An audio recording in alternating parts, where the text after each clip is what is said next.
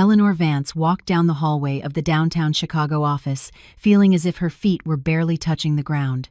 Her heart was pounding with happiness, and her face wore a smile that her colleagues noticed immediately, answering with smiles of their own. She had just left the director's office, where Mr. Peterson had shaken her hand and spoken the words she had been waiting 3 years to hear. "Congratulations, Eleanor. As of October 1st, you'll be the new head of the marketing department. 3 years of hard work, of sleepless nights spent on projects, of presentations where she proved her competence time and time again. 3 years during which others took credit for her ideas, interrupting her in meetings when it seemed she could never break through that invisible ceiling. And now she had done it. Colleagues congratulated her as she passed. Brenda from accounting hugged her so tightly Eleanor was almost left breathless. Dave from IT gave her a wink and a thumbs up. Even Dolores, the perpetually disgruntled office manager, nodded with something that resembled approval. "Well done," she grunted. "You've earned it." Eleanor glanced at the clock. It was 4:30 p.m.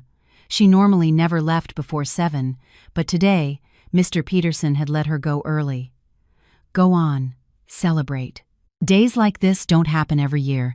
She gathered her things, stowing the folders she had planned to study at home into her purse, though she understood perfectly well she would hardly get to them today. Today, she just wanted to be happy, to call her mother, to tell her husband, Michael, maybe open that bottle of champagne that had been in the fridge since last New Year's.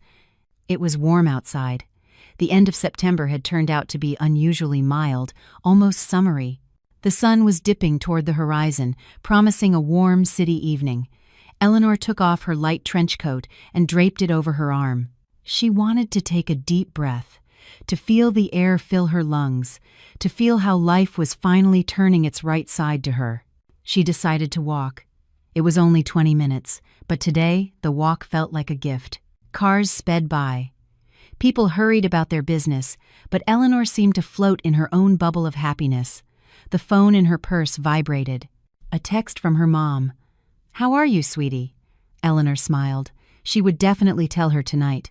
The City Fresh Market on the corner was the same as always. Bright sign, automatic doors, a display of sale items at the entrance. Eleanor was about to walk past when she heard a loud male voice. "I told you to get lost. This isn't a soup kitchen." She turned around. At the supermarket entrance, a burly security guard in a uniform jacket was roughly shoving a woman holding a baby out onto the street. The woman stumbled on the threshold, barely managing to hold on to the child. The guard pushed her again, harder. "Out!" How many times? Same thing every day. The woman didn't scream, didn't resist. She just clutched the baby to her chest and took a few steps back. The infant was wrapped in some old jacket, its face pale, almost gray. The baby wasn't crying, and that was more terrible than any scream. Eleanor froze. Passers-by went around the scene, some turning their heads, others quickening their pace. Someone shook their head, someone else frowned, but no one stopped. The guard went back into the supermarket, the door slamming behind him. The woman remained standing by the wall, carefully rocking the child. Eleanor approached her. The woman was young, maybe 25 at most. Dark eyes, long, dark hair in a braid, old but not dirty clothes, and worn-out sneakers on her feet. She wasn't holding out her hand, not asking for anything. She just stood there, staring at some point beyond Eleanor, gently rocking the baby. "Can I help?" Eleanor heard her own voice as if from a distance. The woman slowly turned her gaze to her, emotionless, as if weighing whether it was worth answering. "Water," she said quietly, her voice hoarse. "The baby needs water." Her voice was calm, tired, without drama or pleading, just a statement of fact. Eleanor nodded and quickly went into the supermarket. The guard followed her with a hostile stare, but said nothing. She grabbed a bottle of nursery water, formula, a package of crackers, boxed and jarred baby food, and bananas. At the checkout, the cashier scanned the items mechanically without looking at her. $85.60. Eleanor swiped her card, took the bag, and went outside. The woman was still standing in the same spot. Eleanor walked up and held out the groceries.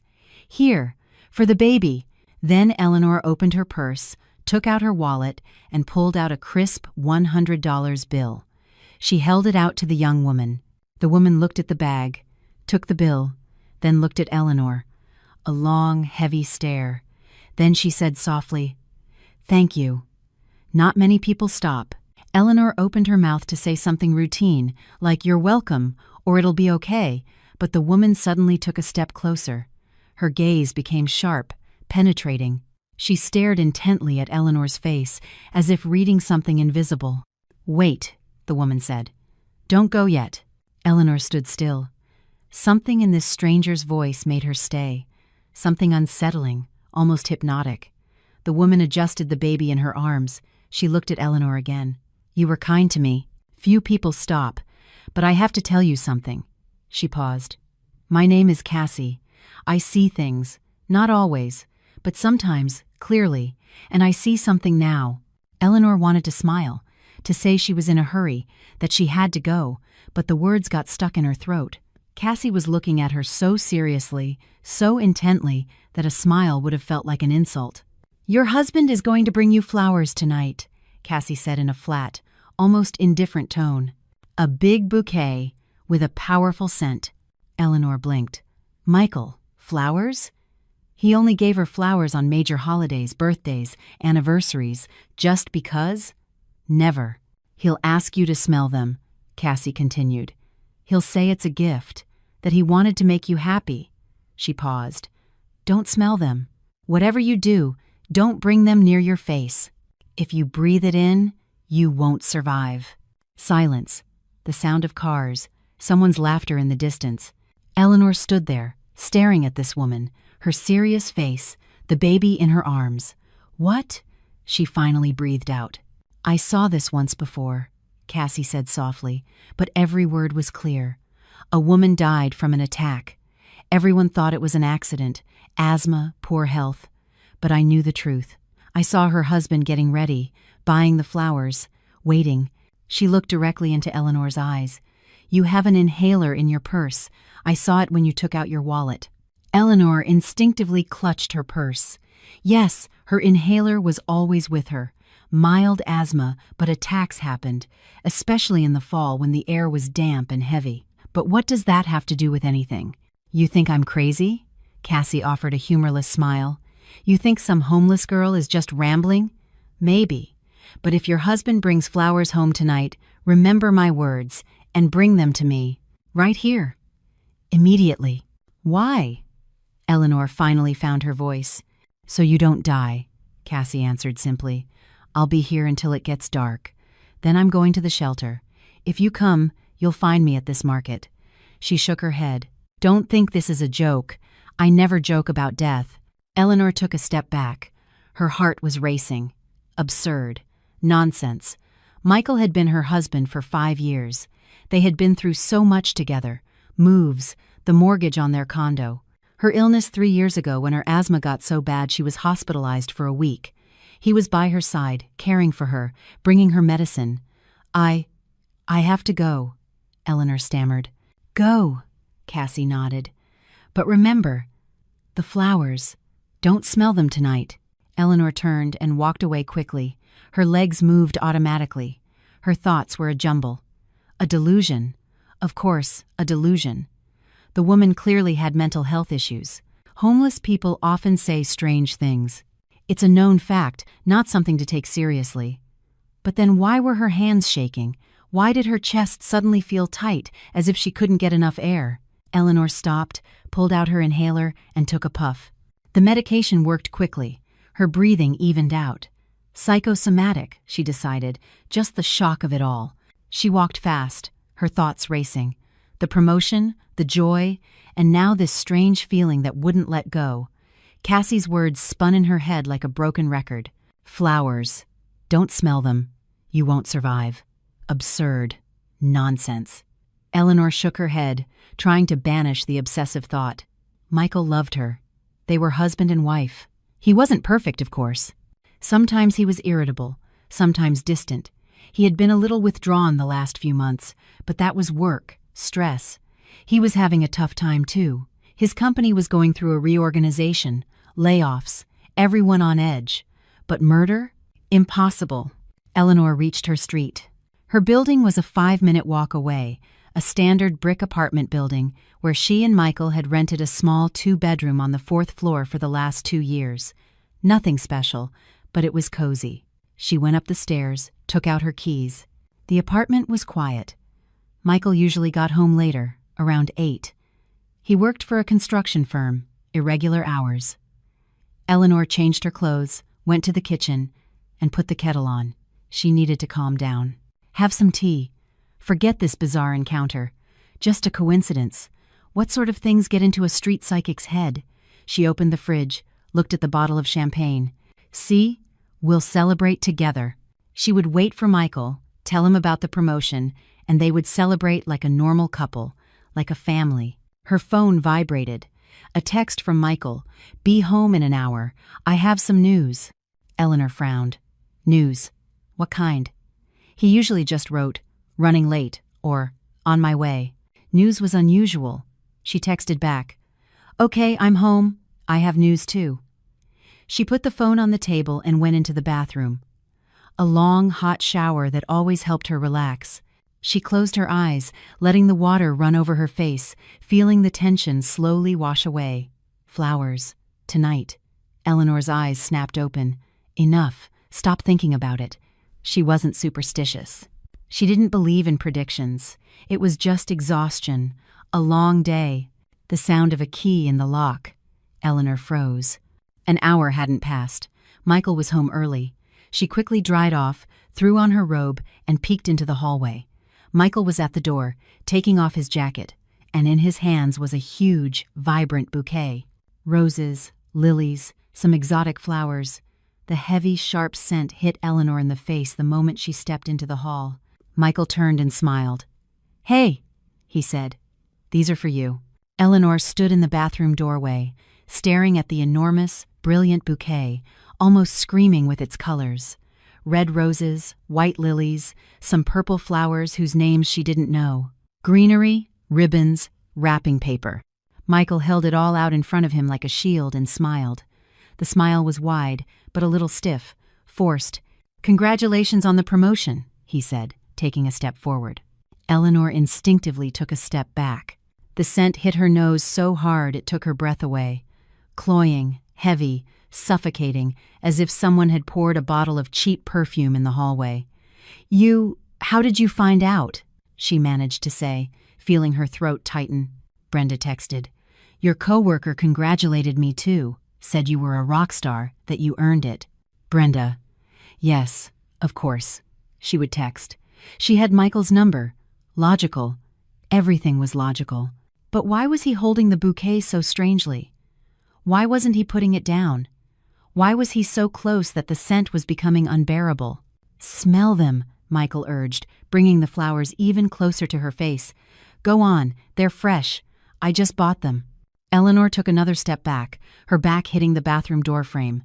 Her chest began to constrict, a familiar sensation, the prelude to an attack. When the air seems to thicken, when every breath requires effort. Michael, please back up, she asked, trying to keep her voice even. The smell is too strong. I'm having trouble breathing. He stopped. The smile didn't leave his face, but something in his eyes changed. Tension, displeasure. He looked at her as if she had done something wrong. It's a gift, he said slowly. I went to the trouble. I picked them out. I wanted to make you happy. And you can't even smell them. I will, Eleanor said quickly, feeling her heart pound. Just give me a second. I'll put them in water, and... No, Michael interrupted. Smell them now. His tone changed. It became harder, more demanding. Eleanor looked into his eyes and, for the first time in 5 years of marriage, she didn't recognize the person in front of her. He was still smiling, but it was a stranger's smile. He was still holding the bouquet, but his hands were tense. Cassie's words echoed in her head like a tolling bell. He'll ask you to smell them. He'll say it's a gift. If you breathe it in, you won't survive. It's not a delusion, coincidence, just a strange, absurd coincidence. Michael, I really don't feel well from the smell. Eleanor forced a smile.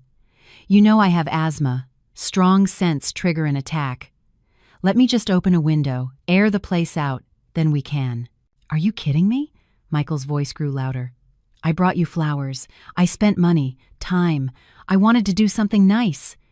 And you refused to even smell them." He wasn't yelling, but there was something in his words that sent a chill down her spine. It wasn't hurt. It was the irritation of someone whose plan was going awry. "I'm not refusing," she said quietly, trying to stay calm.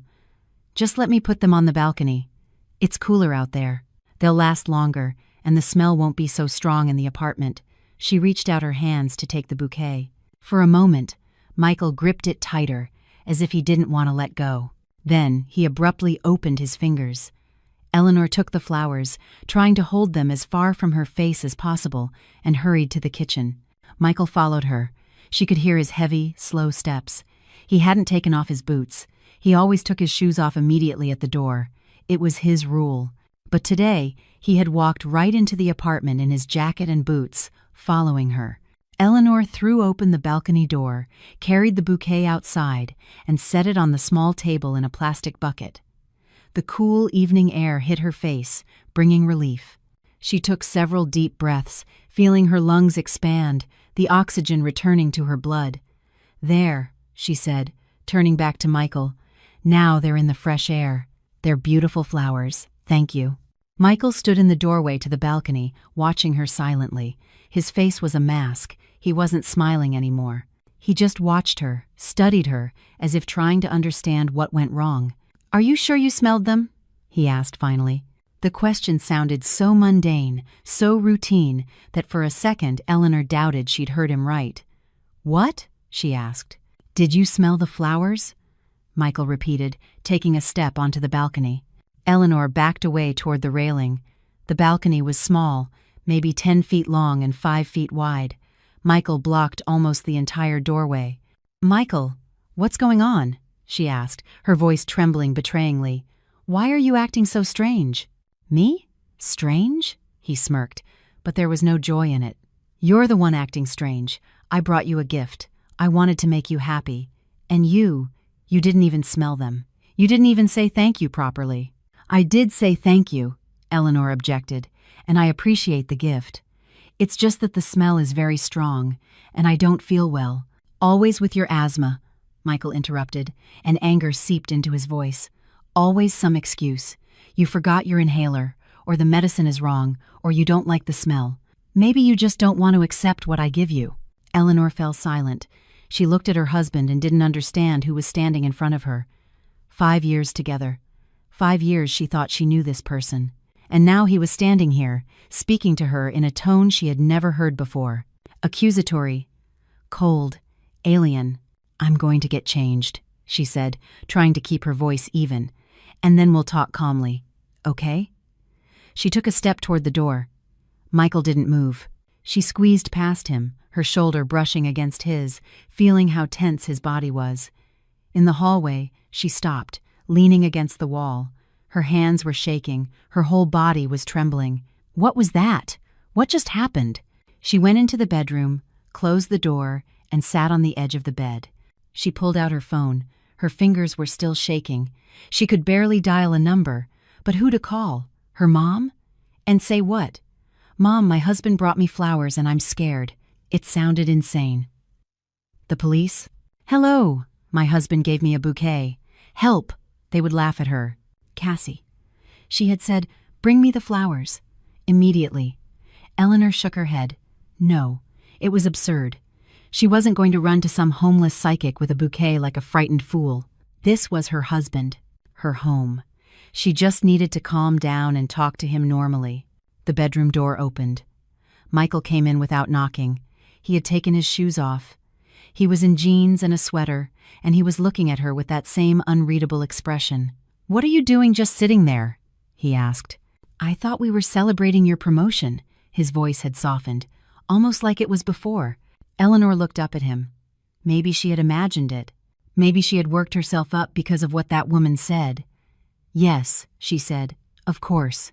Let's celebrate." She stood up, walked past him to the kitchen, and took the champagne out of the fridge, 2 flutes from the cabinet. Her hands were still trembling, but she tried not to show it. Michael sat down at the table, leaning back in his chair, watching her. "Are you happy about the promotion?" he asked. "Of course." Eleanor popped the cork, poured the sparkling wine into the glasses. "I've worked 3 years for this. I finally made it." "So, the salary will be higher?" "Yes. About 15,000 more a year." "Good," Michael nodded. "That'll come in handy. They're making cuts at my job. I might get laid off." Eleanor froze with the glass in her hand. "What? When?" "They'll announce it next week, but I already know. I'm probably on the list." He picked up his glass, held it to the light. "So your promotion is good timing." She sat down across from him, her fingers gripping the stem of her glass. So that was it. He was worried about his job, about money, about the uncertainty. That's why he was so strange, so on edge. "Michael, we'll get through this," she said softly. "You'll find another job. You're a good specialist. They'll hire you." "Easy for you to say," he sneered. "You get a promotion, I get fired. Funny, isn't it?" There was no joy in his words, no support. There was something else, bitterness, envy. Eleanor took a sip of champagne. It tasted sour. "Let's not talk about this now," she proposed. "Let's just be together." Quietly. Michael drained his glass in one gulp and stood up. "I have to make a call. Work stuff." He left the kitchen, went into the living room, and closed the door. Eleanor sat at the table, staring at her unfinished glass. The silence was deafening. She could hear Michael's muffled voice from behind the door but couldn't make out the words. She got up, went to the balcony door. The bouquet was still where she had left it, huge, bright, and exuding that heavy scent. Even through the glass, she could feel the aroma. If you breathe it in, you won't survive. Eleanor closed her eyes. God, what nonsense is in my head. They were just flowers. Normal flowers. Michael wanted to do something nice. Yes, he acted strangely, but he was stressed. Work, problems, everything had an explanation. But why had he insisted so much that she smell them? Why had he watched her? Why had he asked if she was sure she had smelled them? Eleanor looked at the closed living room door, where Michael was talking. Then at the bouquet on the balcony. Then back at her phone. Cassie couldn't have known about the flowers. She couldn't have. It was impossible. Unless she was telling the truth. Eleanor took a deep breath, trying to calm herself. Okay, fine. She would take this damned bouquet and bring it to that woman. Let her say what was so special about it. Let her dispel these foolish suspicions. And then Eleanor would come home, get this paranoia out of her head, and get on with her normal life. She changed into jeans, a sweater, and a jacket, grabbed her purse, and went out onto the balcony. She carefully picked up the bouquet by the wrapping, trying not to bring it close to her face. The scent enveloped her anyway, heavy and cloying. Her chest tightened again. She opened the living room door and peeked in. Michael was sitting with his phone and didn't see that she had the bouquet in her hand. "I'm going to take out the trash," Eleanor lied. "The bag is full." "Where are you going this late?" he asked, his voice suddenly wary. "Can't you take it out in the morning?" "It's full, and it's already starting to smell up the apartment." Michael stared at her for a long time. Too long. Then he slowly nodded. "Fine. Just don't be long. It's already dark." Eleanor left the apartment, closing the door behind her. Her heart was pounding from fear or adrenaline. She couldn't tell which. She ran down the stairs, out into the street. It was almost completely dark. The street lights had come on, illuminating the sidewalk with a cool glow. She walked quickly, almost running, holding the bouquet down by her side. It was a 15-minute walk to the supermarket. She would make it. She had to make it. Because if Cassie was right, if she was actually right, then the husband she had lived with for 5 years had just tried to kill her. Eleanor walked through the evening streets with this bouquet, and each step echoed in her temples with a dull thud. The darkness thickened around her. The streetlights flickered on one by one. Passers-by hurried about their business, paying no attention to her. A normal woman with flowers. Nothing suspicious. No one could know that inside her, a hurricane of fear, disbelief, and a desperate hope that this was all just an absurd misunderstanding was raging. The scent of the flowers seeped through the wrapping, and even in the open air, it seemed suffocating. Eleanor stopped several times, pulled out her inhaler, took a puff, Her lungs constricted, breathing was difficult. Psychosomatic or a real threat? She didn't know, but with every step, the certainty that she needed to go there, to that woman, grew stronger. The city fresh market appeared ahead, its bright sign, the lit entrance, the same automatic doors. Only now, everything looked different. Sinister, like the set of a movie where something terrible is about to happen. By the wall, where the guard had thrown her out just a few hours ago, stood Cassie. She was rocking the baby in her arms, her back against the brick wall. When she saw Eleanor, she wasn't surprised. She didn't even move. She just nodded as if she had been expecting exactly this. "You came," Cassie said. So he brought them. Eleanor came closer, holding out the bouquet. "Here," she exhaled. "Take them. Tell me what's wrong with them. I don't understand. They're just flowers." Cassie didn't take the bouquet. Instead, she leaned over. She sniffed the air near them without bringing her face close. Then she recoiled, her face twisting in disgust. "Put it on the ground," she ordered, and stepped back. Eleanor lowered the bouquet to the pavement and took several steps back. Cassie carefully squatted, shifting the baby to one arm. With her free hand, she unwrapped the paper. The bouquet opened like a poisonous blossom. Cassie stared at the flowers, then pulled a worn-out phone with a cracked screen from her old jacket pocket and turned on the flashlight. The light fell on the petals, the stamens, the stems. "See these?" Cassie pointed to the purple flowers in the center of the bouquet. "They're not ordinary. They're specially treated. For people like you. For asthmatics. Specially treated?" Eleanor could barely hear her own voice. "Yes, the pollen is weaponized, a concentrated allergen. If a person with healthy lungs smells it, they'll sneeze. And that's it. If an asthmatic takes a deep breath, a severe, fatal attack. If help doesn't arrive in time," Cassie looked up at Eleanor, "and help wouldn't have arrived, because you would have been at home alone. He would have gone somewhere. He'd have an alibi. You'd suffocate, collapse, die. The ambulance would come, but too late. Asthma. An attack. An accident." Silence. Eleanor stood there, staring at the bouquet lying on the asphalt, unable to move. Cassie's words fell into her consciousness like stones into water, sending out ripples of horror. "How do you know?" she finally whispered. "How could he?" "I saw this before," Cassie said evenly, without emotion. 3 years ago, another woman, another city, another husband. But the method is the same. I was living in a shelter then, worked as a cleaner at the hospital. I saw her when they brought her in, already dead. The husband brought her. The doctors shook their heads. "Asthma," they said. "It happens. I knew it wasn't an accident. I had a vision. Just like with you. Why didn't you say anything?" "To who?" Cassie gave a humorless smile. "The police? They would have laughed. A homeless cleaner accuses a respectable man of murdering his wife with flowers. Who would have believed it? Besides, I never saw that husband again. He vanished, collected the insurance, and left." Eleanor felt her legs give way. She leaned against the wall to keep from falling. "Insurance," she repeated slowly. "Oh God. Michael, last week he had me sign some papers. He said it was for work, for some benefits package, an insurance package." Cassie nodded as if this was all expected. "Most likely a life insurance policy. In the event of your death, the beneficiary, him, a large sum, large enough to solve all his financial problems." "But why?" Eleanor's voice broke into a sob. "Why? We've been together for 5 years. I love him. He couldn't." "He could," Cassie interrupted. "Money. It's always money. Or another woman, or debts, or all of it together.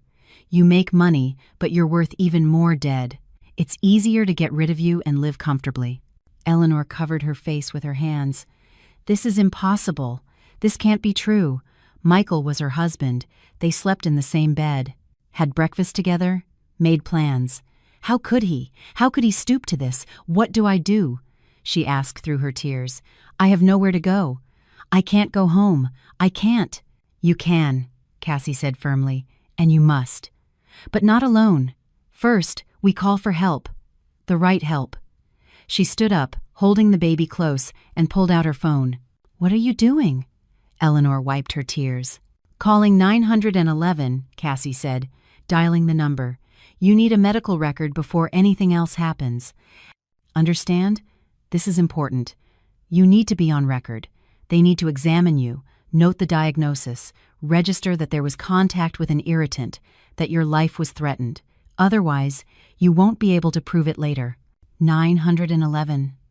What's your emergency? A dispatcher's voice came through. There's a woman here having an asthma attack, Cassie said clearly. She smelled some flowers. She's having trouble breathing. She needs help urgently. Address is 1200 North State Street. At the City Fresh Market. Eleanor listened to the conversation as if in a dream.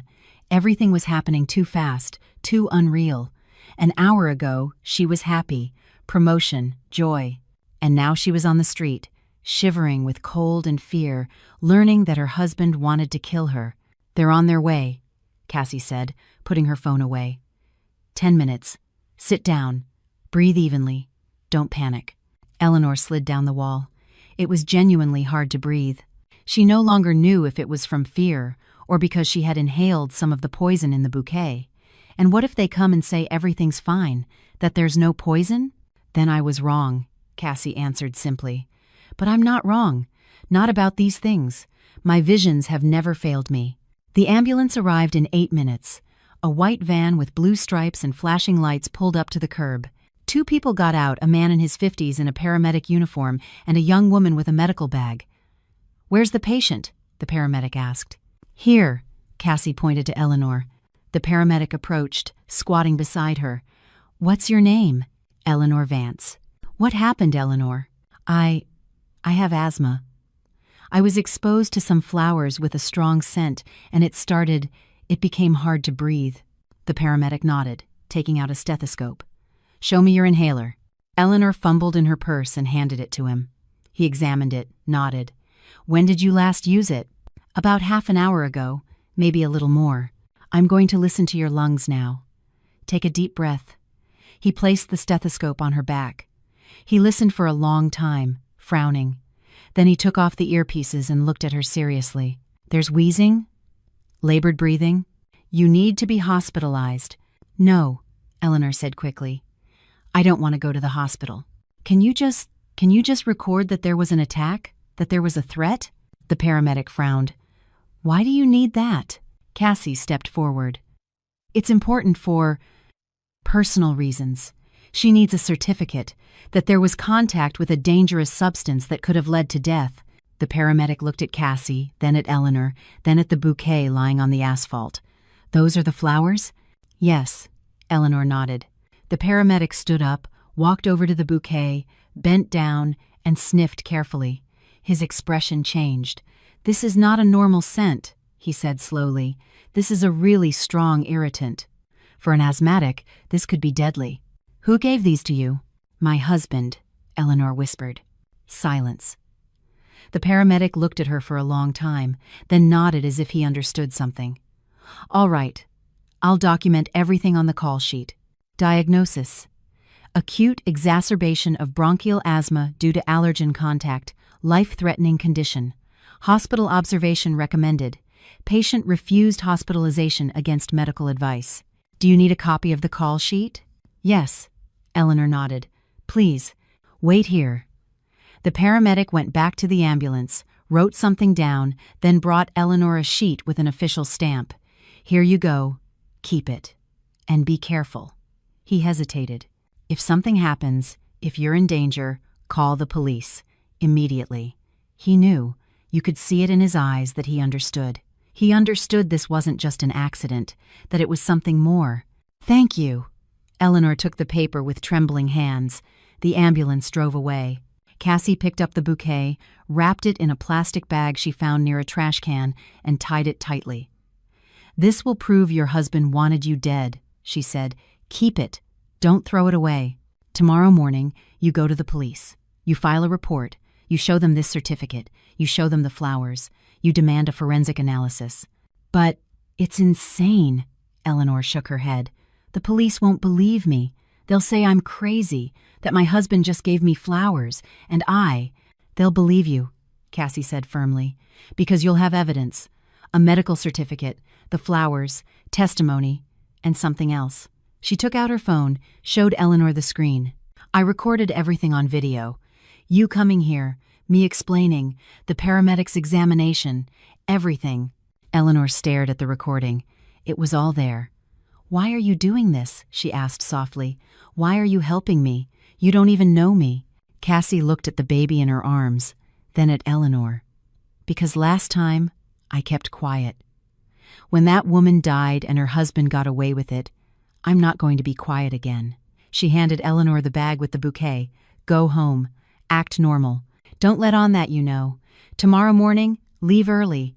Go to a friend's house, your mom's, anywhere, and go straight to the police. Understood? And you? I'll be in touch. Here's my number. Cassie recited it. Eleanor saved it in her phone. If anything goes wrong, call me. I'll give a statement. I saw everything. I'm a witness. Eleanor nodded, clutching the bag with the bouquet. It was heavy as a stone, like a sentence. Thank you, she whispered. Thank you for saving my life.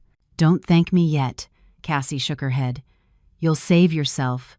When it's all over, then you can thank me. Eleanor walked back. The darkness was thicker, colder. She was walking with the proof that the husband she had lived with for 5 years wanted to kill her. She walked, not knowing what tomorrow would bring. She walked, understanding that the life she knew had ended tonight, at the supermarket, when a strange woman with a baby in her arms told her the truth. The building appeared ahead. The windows of her apartment were lit. Michael was waiting. What was he thinking, she wondered, when she didn't come back right away? Was he calling? Worried? Eleanor pulled out her phone. 3 missed calls from Michael, 2 texts, "Where are you?" and "Why aren't you answering?" She typed a reply, "Ran into my friend Carmen. We got to talking. On my way now." She went up the stairs. She hid the bag with the flowers in a corner behind the trash chute. She opened the door. Michael was in the hallway. "Where have you been?" he asked, his voice tense. "I told you." "I ran into Carmen. She was telling me about her grandkids. I couldn't interrupt her." Eleanor took off her jacket, trying to sound calm. Michael nodded, then went back to the kitchen. She took a glass of water. Her hands were shaking so much the glass almost slipped from her fingers. She drank, feeling the cold water go down her throat, and thought only one thing: survive until morning. Just survive until morning. The night stretched on infinitely. Eleanor lay in bed next to Michael, unable to sleep. His every breath, every movement, grated on her frayed nerves. He slept peacefully, breathing evenly, sometimes turning onto his other side. The normal sleep of a normal person. A person who, just hours before, had tried to kill his wife. Eleanor stared at the dark ceiling, replaying everything that had happened in her mind. Cassie's words, the bouquet, the paramedic's certificate.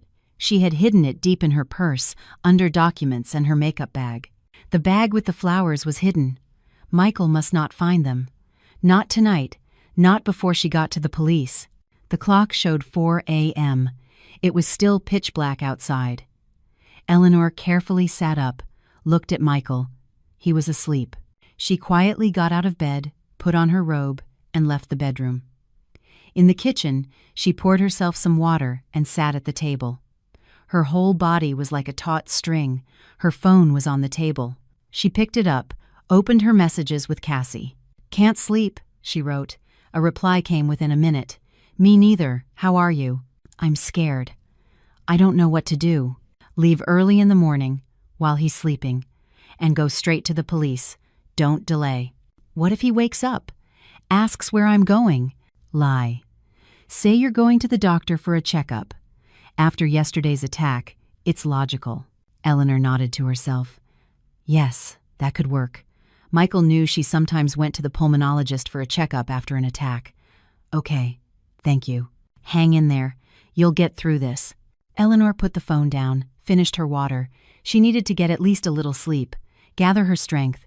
Tomorrow would be a hard day. She went back to the bedroom. She lay down carefully, trying not to wake Michael. She closed her eyes. Sleep wouldn't come. Thoughts spun in her head, each more terrible than the last. What if the police didn't believe her? What if they said there wasn't enough evidence? What if Michael found out she went to the police and, oh, don't think about that. Just survive until morning. Survive and get out. Eleanor opened her eyes at 7 a.m. It turned out she had finally fallen asleep. Michael stretched beside her, yawning. "It's morning already," he mumbled sleepily. "Yes." Eleanor sat on the edge of the bed. "I need to go to the doctor. After what happened yesterday." Michael propped himself up on his elbow. He looked at her. "What doctor?" "The pulmonologist. At the clinic. After the attack, I need to get checked out." She tried to speak casually, as if this were a routine matter. "Do you want me to drive you?" Her heart sank. That was the last thing she wanted. "No, no need," Eleanor said quickly. "You have to get to work. I don't want to make you late. I'll be faster on the L train anyway." Michael looked at her for a long time. Too long. Eleanor felt his heavy, assessing gaze. "Okay," he finally said. "Whatever you want." He got up and went to the bathroom. Eleanor exhaled. She quickly got dressed. Jeans, sweater, jacket. She grabbed her purse, checked that the certificate was in its place. It was. She shoved a change of clothes and toiletries into a large gym bag she found in the closet. The bag was heavy, awkward, but there was no other choice. Michael came out of the bathroom and saw her with the two bags. "What's the gym bag for?" "It's my stuff for the pool," Eleanor lied. "I want to go for a swim after the doctor. The doctor said swimming is good for the lungs. You haven't been to the pool in 6 months. That's why I want to start again." He nodded, but something flashed in his eyes. Suspicion, distrust. Eleanor didn't wait to find out. She quickly kissed him on the cheek, the usual morning ritual, and left the apartment. Behind the trash chute was the bag with the flowers. She grabbed it and ran down the stairs. It was cool outside. The sky was overcast with gray clouds. Eleanor walked quickly, almost running. The subway station was a 10-minute walk. She went down the escalator, got on the train. She clutched the gym bag to her chest and put the bag with the flowers on the floor, thinking that she was carrying evidence against her own husband. How absurd it sounded, how terrifying. The police station was on North Clark Street, not far from downtown. Eleanor got off at the right stop, went upstairs. The building was gray, unassuming, with a sign, 18th District Police Station. She stopped in front of the entrance, gathering her courage. Once she crossed this threshold, there would be no going back. Now she would officially accuse her husband of attempted murder. Deep breath, exhale, go. Inside, it was warm. It smelled of official spaces, morning coffee, paper, something else indefinable. The desk sergeant was sitting behind the counter, looking through some documents. Seeing Eleanor, he looked up. "How can I help you?" "I need to file a report," Eleanor said, her voice sounding firmer than she expected. "For attempted murder." The sergeant straightened up, put down his papers. "Have a seat. I'll call a detective." Eleanor sat on a hard chair in the hallway, clutching her purse. About 5 minutes later, an energetic man in his 40s in a neat suit appeared. "I'm Detective Miller," he introduced himself. "Come on back to my office." The office was small, cramped, filled with filing cabinets. The detective sat behind his desk and gestured for Eleanor to sit across from him. "I'm listening." Eleanor put her purse and the bags on the floor, took the certificate out of her purse, and placed it on the desk. "Yesterday, my husband brought me flowers. He insisted I smell them. He was very insistent. He watched me, asked if I was sure I had smelled them. I have asthma. These flowers were treated with something that could cause a fatal attack. I didn't smell them, thanks to a woman's warning." Eleanor spoke quickly, in short bursts, afraid that if she stopped, she wouldn't be able to continue. "I called an ambulance." The paramedic recorded a life-threatening situation. "Here is the certificate. Here are the flowers. I want to file a report for attempted murder." The detective was silent. He looked at her, then at the certificate, then at the bag with the flowers on the floor. His face remained unreadable. "Are you sure about what you're saying?" he finally asked. "Absolutely. Do you have any proof of intent? Witnesses? Other facts, besides the bouquet and your husband's strange behavior?" Eleanor took out her phone, opened her texts with Michael from the past month, and showed them to the detective. "Here, he writes that he's having problems at work, that he might be fired, that there's no money. Here. A week ago, he asked me to sign some papers. He said it was for work. I signed without looking. Now I remember it was related to insurance. I think it was a life insurance policy in case of my death. Miller took the phone, carefully studied the messages, then nodded. Okay, we'll check on that. What's your husband's name? Michael Vance. He works for Siberian Construction. We live at 17 West Toledo Street, apartment 42. The detective wrote it down. Then he looked up. Tell me everything in order, from the beginning. Don't rush. Eleanor told him about the promotion, about meeting Cassie, about the warning, about how Michael came home with the bouquet, how he insisted she smell it, how he acted strangely, about how she took the flowers to Cassie, how they called the ambulance, how the paramedic recorded the threat. Miller listened attentively, occasionally asking clarifying questions. When Eleanor finished, he looked at her seriously. This is a serious accusation, he said. Attempted murder. If we conduct a forensic analysis, check the insurance, prove intent, your husband is facing up to 15 years. Are you prepared for that? Eleanor nodded. I'm prepared. He wanted to kill me.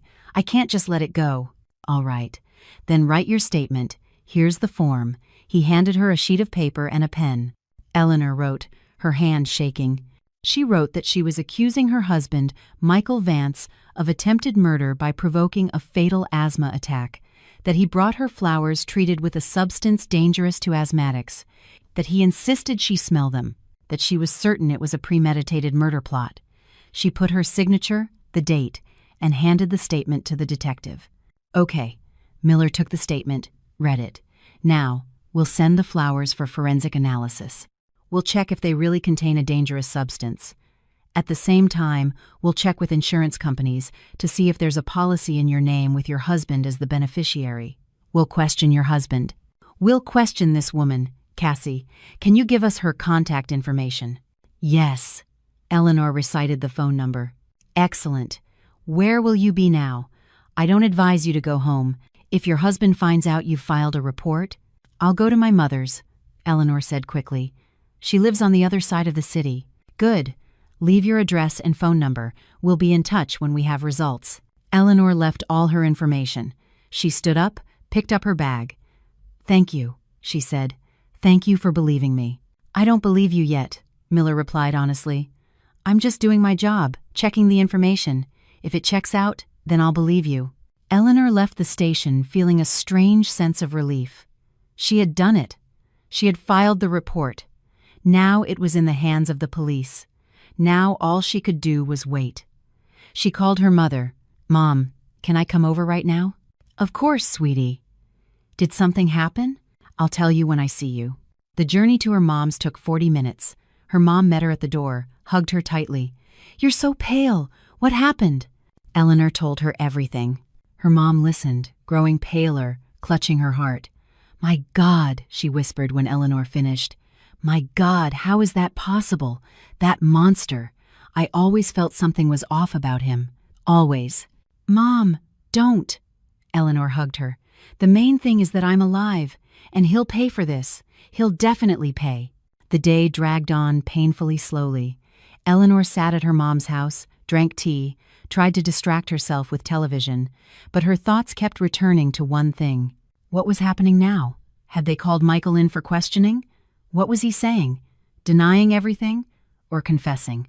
At 6 p.m., Detective Miller called. Eleanor, we have news. The forensic analysis confirmed it. The flowers have a high concentration of an allergen, specifically dangerous for asthmatics. A special treatment of the pollen. This couldn't have happened by chance. Eleanor's heart pounded. And what happens now? Next, we check the insurance. We found the policy taken out in your name 9 days ago. The amount is $3 million. The beneficiary, your husband. In the event of your death by accident or illness, he gets the full amount. Silence. Eleanor could only hear her own heartbeat. We brought your husband in for questioning, Miller continued. At first, he denied everything. Said he just wanted to make you happy, that he didn't know about any allergens, that it was a coincidence. But then we asked him a few questions, and he slipped up. How? He said he bought the bouquet in the morning, before work. But we checked the surveillance camera footage from the flower shop. He bought the flowers in the afternoon, at 3 p.m., right after leaving the insurance company's office where he took out the policy. In other words, he lied. And when we showed him the footage, he fell apart, started contradicting himself. So you believe me? Yes, Miller said firmly. I believe you. It was premeditated, attempted murder. Your husband took out the insurance, bought and specially treated the flowers, knowing about your asthma, and calculated that you would inhale the allergen and die from an attack. It would have looked like an accident. The insurance would have paid out, and he would have been in the clear. Eleanor closed her eyes. Tears streamed down her cheeks. She was crying not from grief, but from relief. They believed her. They didn't think she was crazy. It was all confirmed. What will happen now? She asked through her tears. We have arrested your husband. We've charged him with attempted murder. Tomorrow, the court will set bail, but most likely he'll be held in custody. He's facing up to 15 years in prison. The insurance company has voided the policy and any payouts. You can file for divorce and request a protective order for your safety. Thank you, Eleanor whispered. Thank you so much. Thank the woman who warned you, Miller said. She saved your life. We'll be calling her in to testify as a witness. Her testimony is very important. Eleanor hung up. Her mom hugged her, stroking her hair like she was a little girl. There, sweetie. It's over. You're safe. But Eleanor knew it wasn't over yet. Ahead lay the trial, interrogations, divorce, the need to rebuild her life from scratch. But she was alive. She was breathing. She had survived because she hadn't smelled the flowers, thanks to Cassie. 3 weeks passed. 3 weeks in which Eleanor's life was turned completely and irrevocably upside down. She lived with her mother, sleeping in her old childhood bedroom. She woke up at night from nightmares in which Michael stood over her with a bouquet, saying, "Smell them, go on, smell them." The court denied bail. Michael was in jail awaiting trial. His lawyer tried to argue it was an accident, that his client didn't know about the flowers' properties, that he just wanted to make his wife happy. But the evidence was irrefutable. The insurance policy, the camera footage, the paramedics' testimony, the forensic analysis of the flowers, Cassie's testimony. Eleanor filed for divorce. Her lawyer said the process would take several months, but it was a formality. After such circumstances, no court would deny the dissolution of the marriage. She also filed for a division of assets, though there was nothing to divide. A rented apartment, Michael's old car, no savings, 5 years of marriage had left only emptiness and the bitterness of betrayal. Word got out at work. The news spread quickly. Colleagues whispered behind her back. They looked at her with pity or curiosity. Brenda hugged her and cried, "I'm so sorry I texted him about the promotion. I didn't know. I couldn't have imagined." Eleanor calmed her, told her it wasn't her fault. Only one person was to blame, and he would answer for it. Mr. Peterson called her into his office a week after Michael's arrest. "Eleanor, I want you to know the company is on your side. If you need legal help, psychological support, come to us. We'll help. And your promotion still stands. You've earned it." Eleanor thanked him, fighting with all her might not to cry right there in his office. She wasn't used to compassion, wasn't used to people genuinely caring about her. But more than anything, she wanted to see Cassie, the woman who had saved her life, who had trusted her intuition and not kept quiet. Eleanor went to that supermarket several times, looked for her, but Cassie wasn't there. The guard, the same one who had thrown her out 3 weeks ago, just shrugged. "Haven't seen her. Hasn't been around for a while." Eleanor called the number Cassie had given her, but no one answered. Her anxiety grew. Where was she? What had happened to her?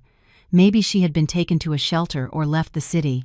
Detective Miller said Cassie had come in for questioning, given a detailed statement, but they hadn't contacted her again. She had no fixed address. "But her testimony is in the file," Miller clarified. "She's an official witness. If we need to, we'll find her." That didn't reassure Eleanor. She had to see Cassie. She had to say thank you. She had to do at least something to repay her for her salvation. On Saturday, exactly 3 weeks after that terrible night, Eleanor went to the supermarket again. It was a warm October day. The sun was shining brightly. The leaves on the trees were turning yellow and red. Autumn in full swing. A beautiful, peaceful autumn, so starkly contrasting with the hell in her soul. The supermarket was the same. People went in and out with bags. Life went on. Eleanor stopped by the same wall where Cassie had stood, an empty spot. "Looking for someone?" a voice asked from behind her. Eleanor turned.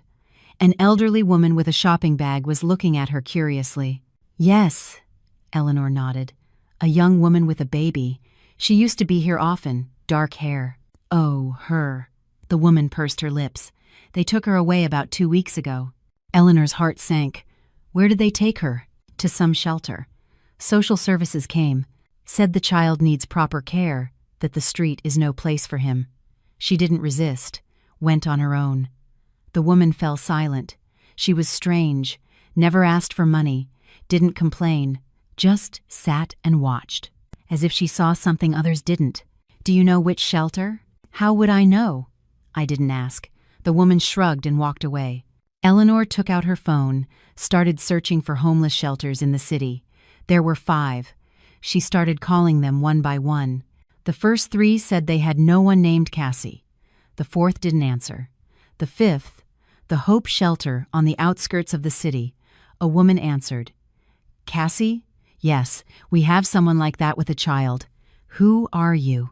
"I'm a friend of hers." "Can I see her?" "Visiting hours are from 2 to 4 p.m. Come on by."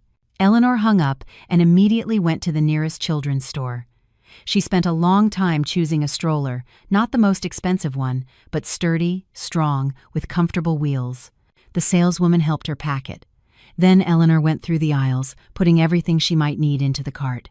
Soft toys, a teddy bear and a rabbit, jars of baby food, boxes of cereal, fruit purees, bananas, apples.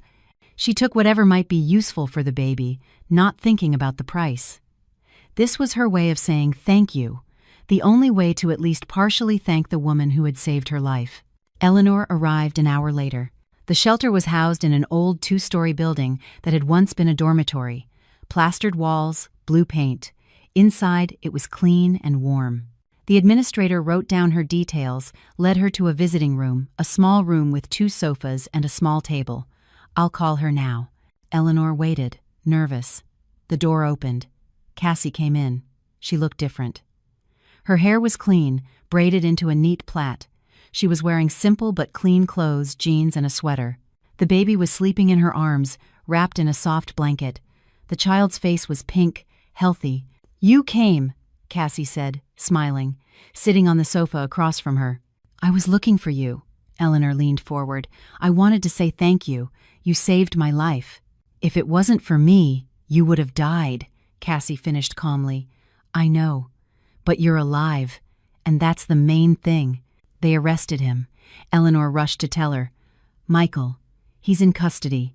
There will be a trial. He's facing up to 15 years. Everything was confirmed. The insurance, the flowers, everything." "Good," Cassie nodded. "Justice was served. Thanks to you." Eleanor stood up, went into the hallway, and came back pushing the stroller, overflowing with bags. "I want to help. You and the baby. This is for him." Cassie sat frozen, staring at the stroller.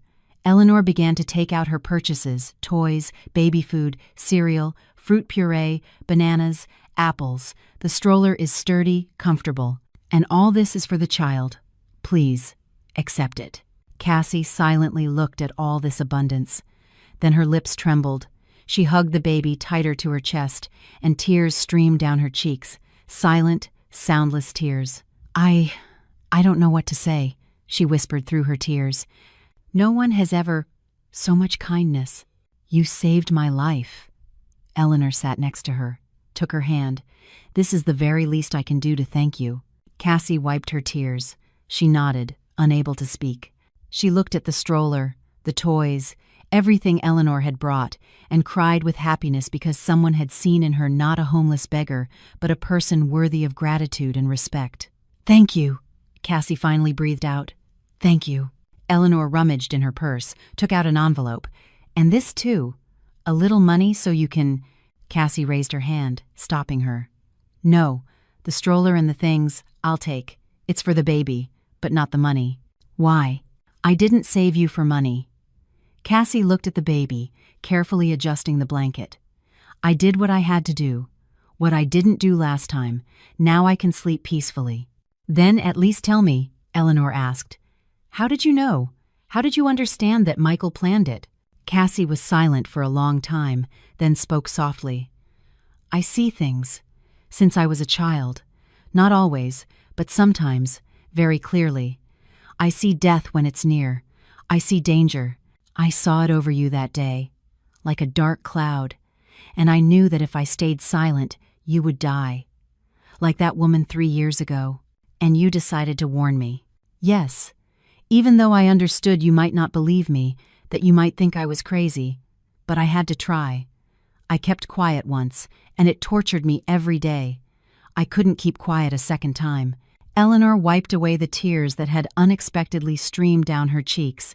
You saved me, and I will never forget it. Cassie smiled. For the first time, Eleanor saw her smile, a soft, sad smile. Just live well, be happy. That's the best thanks. And you? What will happen to you? They help here. Cassie looked around the room. They give food, a roof over your head. They help with documents. Doctors checked the baby, said he's fine. I'll find a job, get on my feet. We'll manage. If you need anything, Eleanor took out a piece of paper, wrote down her number. Call me. Anytime. I'll help. Cassie took the card. She nodded. Thank you. They sat in silence for a little longer. Two women whose lives had crossed at the most critical moment. One saved the other, without asking for anything in return. Simply because she could. Simply because she had to. Eleanor left the shelter with a light heart. For the first time in 3 weeks, she felt she could breathe freely, that the fear was receding, that life was going on. The trial took place 2 months later. Eleanor attended every session. She looked at Michael sitting behind the glass in the courtroom and didn't recognize the person she had lived with for 5 years. He had lost weight, looked haggard, his hair was starting to go gray. He looked at her, and in his eyes she read desperation, but not remorse. Only the desperation of a person whose plan had failed. The lawyer tried to mitigate his guilt. He spoke of a difficult financial situation, of stress, that the defendant was not aware of the consequences. But the prosecutor was adamant. This was an attempted murder with premeditated intent. Planning, preparation, calculation. Everything pointed to a cold, cynical attempt to get rid of his wife for money. The sentence, 12 years in a state penitentiary. The divorce was finalized the same day. Eleanor walked out of the courthouse and took a deep breath. It was over. It was finally over. She gradually returned to a normal life. She rented a small 1-bedroom apartment near her work. She went to a therapist. The trauma was deep, and dealing with it alone was impossible. Her job helped distract her. The new position required her full dedication, and Eleanor was grateful for that. The less time she had to think, the better. She met with Cassie several times.